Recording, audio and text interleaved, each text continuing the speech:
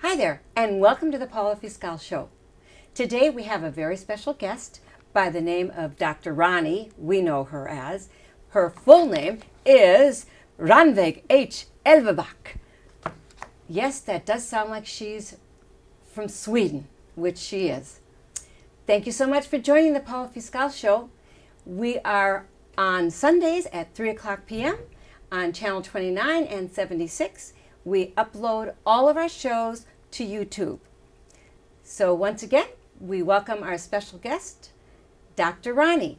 Dr. Ronnie is going to tell us a little bit about herself.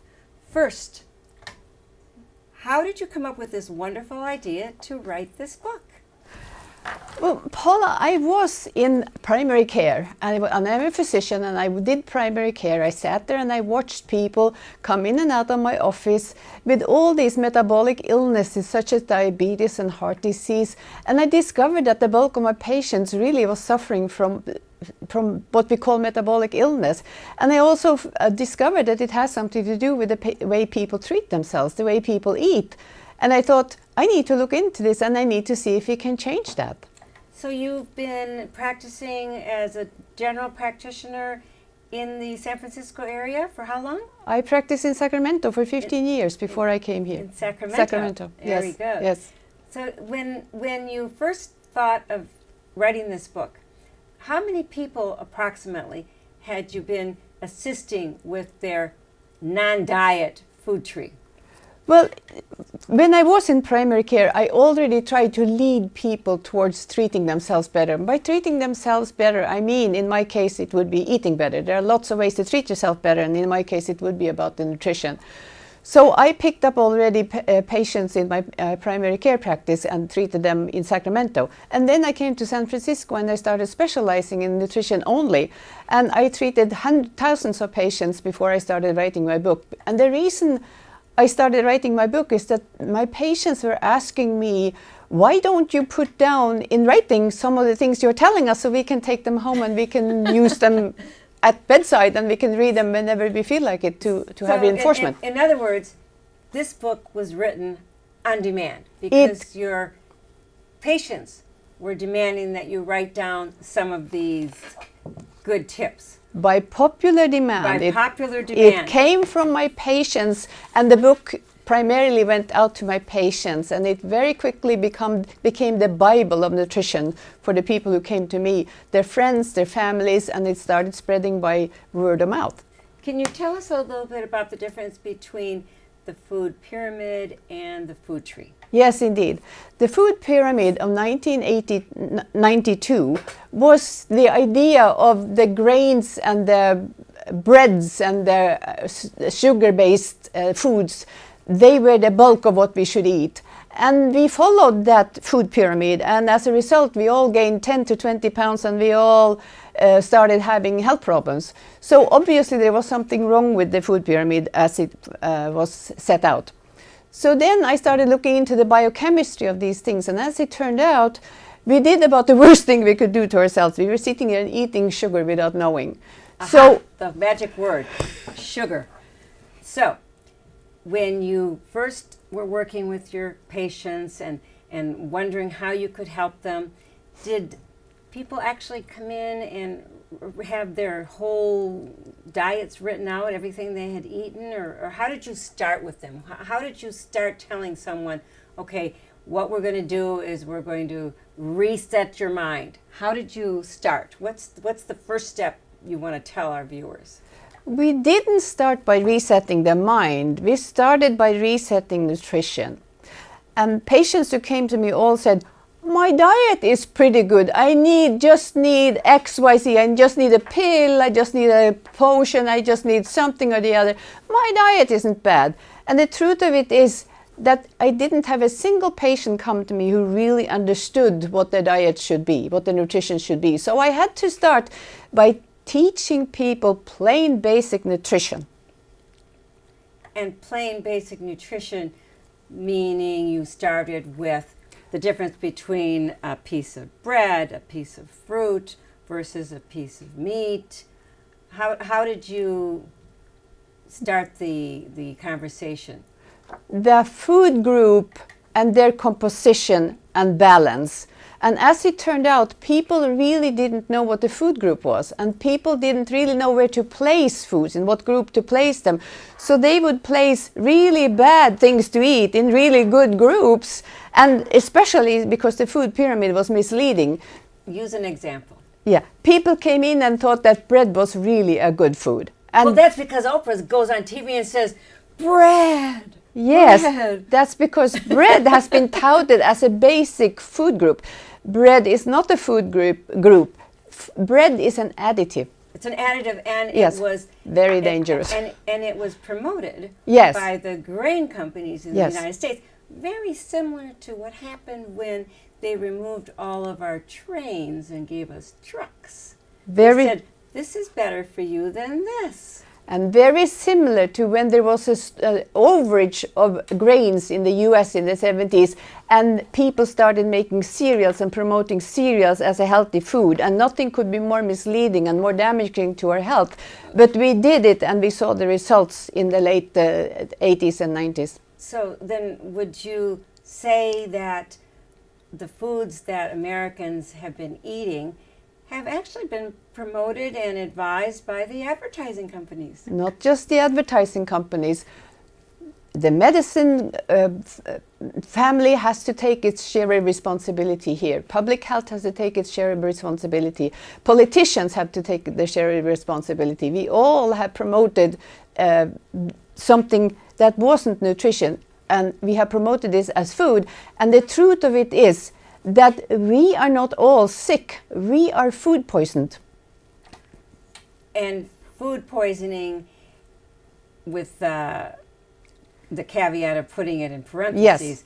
that is, in other words, what we eat and we think is good for us actually just turns out to be something that we were taught to eat by our parents and our culture, because our cultures are different.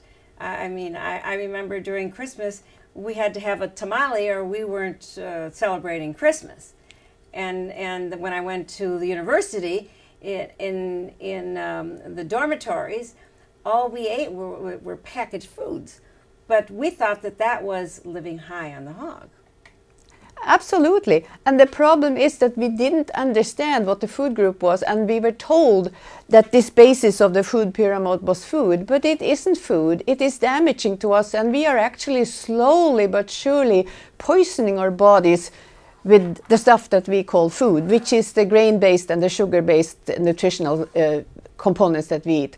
And we eat, say for instance, sugar in refined foods. All the refined and all the packaged foods tend to have some sort of grain or sugar in them, and they are all pretty bad for us. And we need to be much sharper in our judgment, and we need much more information to understand what we're doing in order to heal ourselves or to become healthy.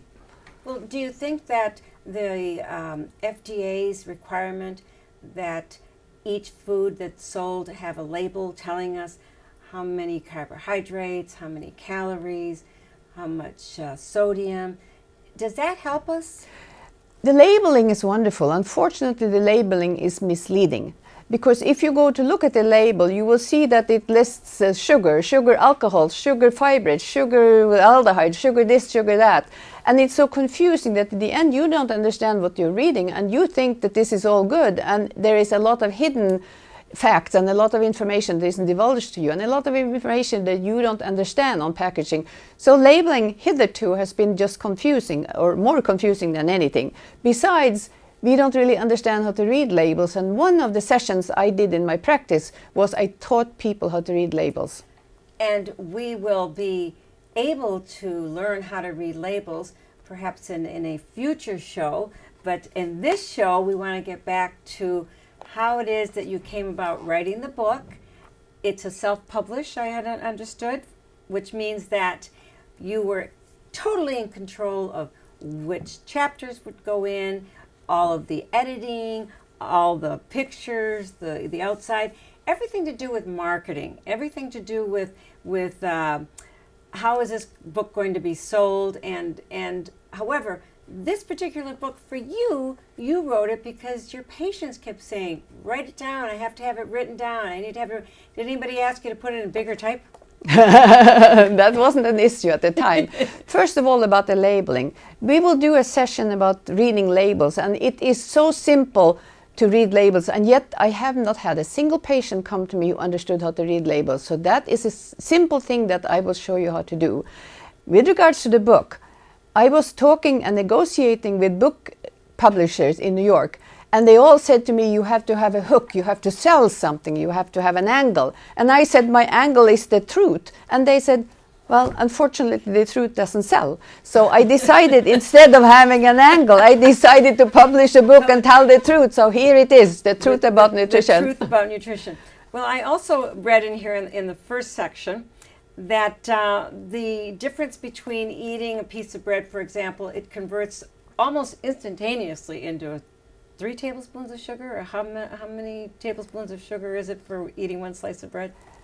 It is equivalent in glycemic index, which is a measure of the intensity of sugar. So if you eat the equivalent, the 3 tablespoons of sugar is equivalent to the bread, that's what I'm saying, but they are not the same. And here is why. If you mill 1 grain of wheat, of normal wheat, what comes out of the shell is pure glucose.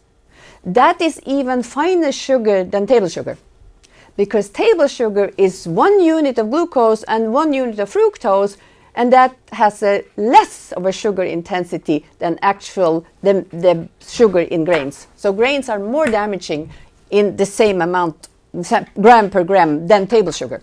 And in talking about the grains, yes, every single thing that we have almost relies on the grain production.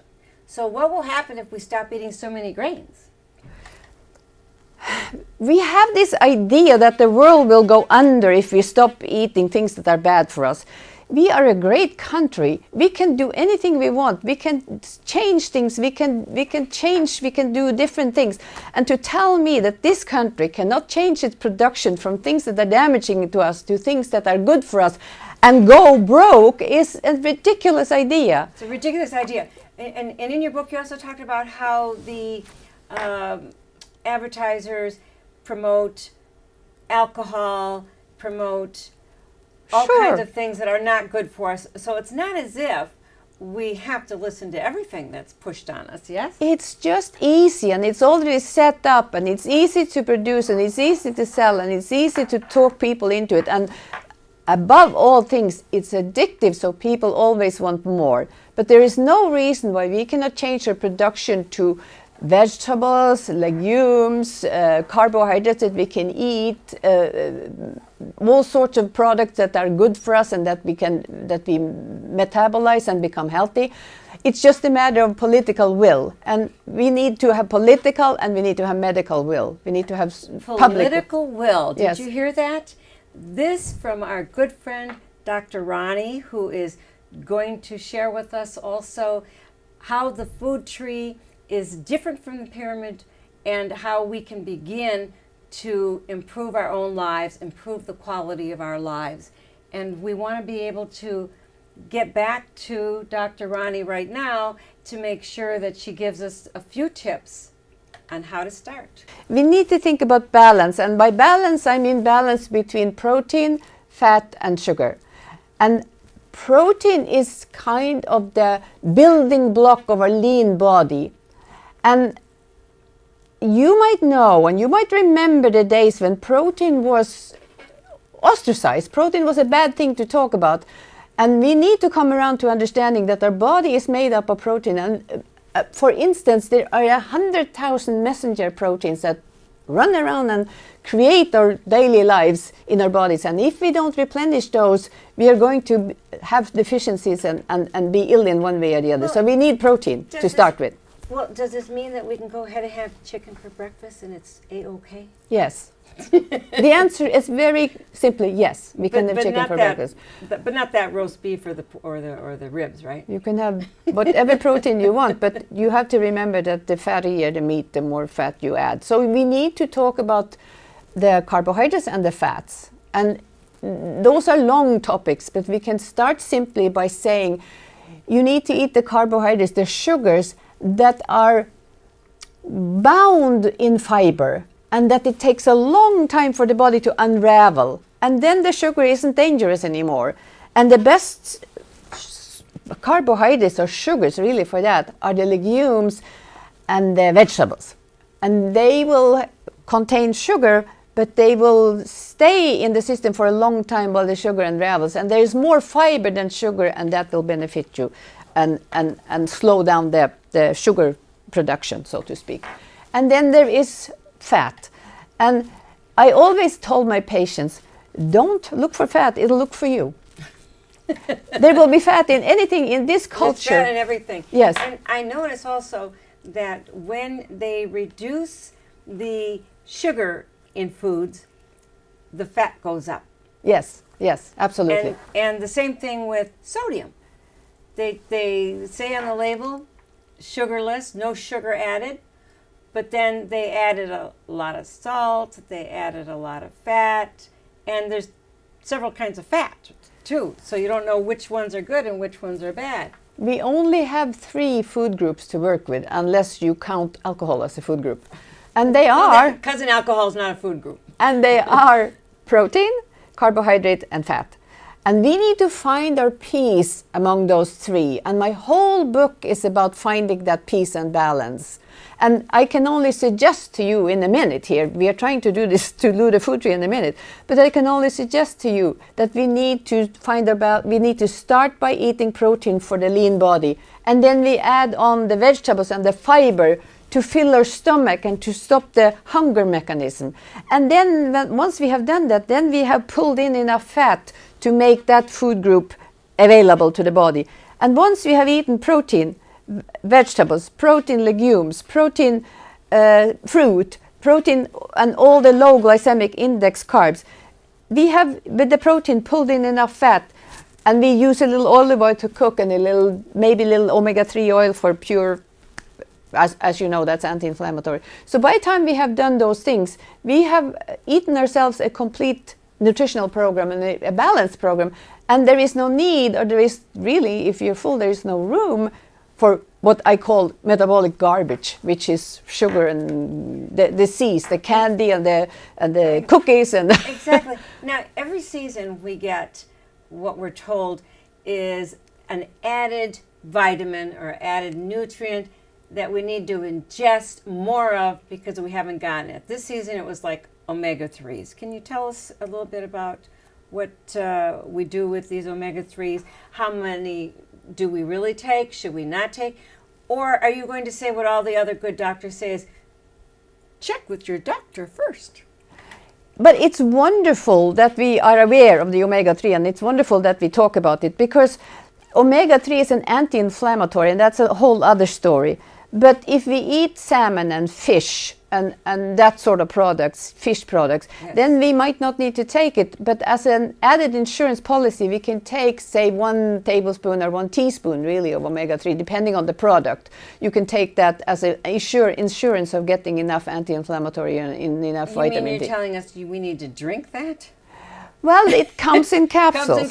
It comes in capsules. I grew up with omega-3. I grew up with cod liver oil, so I can suffer it. I can suffer it, but it comes in capsule forms, and we all know that it's beneficial to take just anti-inflammatory is what is key. Yes. For those of us that need to watch our sugar content, yeah, and should be eating more proteins. Well, I just want to say this about all these miracles that come out. Every season you said there is a new miracle, but I want to suggest this to you, that if you are 250 pounds and you have diabetes, it really doesn't help you to take the miracle cure, because you're still going to be 250 pounds and still have diabetes. And it might make you feel good, but on the overall metabolic scale you are on, That's not what you need. You need to straighten out your nutrition, and you need to lose the weight, and you need to come down to normal weight and normal eating. And only then will the illness leave your body. Because we create illness by what we do, but we also reverse illness with what we do. And that's what this is all about. This is about reversing illness by treating ourselves well in the nutrition department. Give us an example of the perfect breakfast. I personally have 2 egg whites. Two egg whites, and then I have a big cup of cocoa that's made with milk and cocoa powder. Is chocolate good for us then? Chocolate is good for us when there is not too much sugar in it. And if you take a little bit of chocolate that has a little bit of cocoa fat, is all right. My cocoa that I'm talking about is fat-free. It's cocoa powder. Fat-free cocoa powder. It's fat-free cocoa powder and artificial sweetener. Let's move right into lunch now. Yeah. What would be a sample lunch? You can have a little piece of chicken, you can have a little fish, a little meat, and you can have this salad. You can have a salad with beef or chicken or any kind of protein on top of it. Or you can have cottage cheese. Some people like cottage cheese. But what about the dressings? I understand that when you put a lot of dressings on your salad, that defeats the purpose of eating a good salad. Yeah, you would measure your dressing, and you would learn to wean your taste to the fact that a little is as good as a lot. So when restaurants put on dressing, they pour it on. I always ask for dressing on the side. So what you want to do is you want to dip your fork in the dressing and eat it that way. Or you can have 2 or 3 tablespoons that you distribute and eat it that way. And pretty soon you become used to it, and all that fat is just superfluous, and you don't even like it once you're used to the leaner salads. Okay, now let's go to the dinner, the perfect dinner. Yes, absolutely. For dinner, you go out or you eat at home, and you eat a piece of meat, you eat a bit of protein, you eat fish. I like fish a lot. I come from fish country, and I love fish. You probably want to stay with the fish that grows quickly in the ocean, as you know, because of the contamination of the ocean. You want to eat fish that like salmon and fast-growing fish. And then you can eat chicken, you can eat all fowl, you can eat you can have red meat. Red meat has vitamin B12 and good things for you. So you want to have meat that is lean and avoids the animal fat. And so the question was, when we sit down to eat and we need to know how much protein we should have, say for dinner. You know, you order a steak and they bring out this, 3-pound piece of meat for a steak, when in fact you only really need a half of a quarter pound. Right. Say you are a woman of 120 pounds. That's 60 kilos. You need 1 gram of protein per kilo of normal weight. So the size of a deck of cards is 20 grams of protein. So if you eat 3 times the deck of cards of any animal protein, you have covered your protein requirements for a day. Whole day. Yes. For the whole day. So there is a whole day worth of the perfect food tree diet. So you can dump your protein. Your diets, you can lose weight, you can take back your health permanently. We need to be able to learn from people like Dr. Ronnie, and we need to be able to have a start point. So we're going to do a series on how to become healthier, how to change your life, how to feel better, how to have more energy. We want to thank you for joining us today. And remember, all the shows are uploaded to YouTube, and they are also on channel 27 and channel 29 and channel 76 on 3 o'clock on Sundays. So thank you very much for joining us at the Paula Fiscal Show. Remember, we are also on Twitter, and if you have a suggestion for a topic you'd like to hear about or want to discuss anything, the Paula Fiscal Show at gmail.com is also available. I also have a Twitter handle, Paula Fiscal TV, and Instagram, Paula Fiscal TV there too. Thank you so much for joining us. Thank you.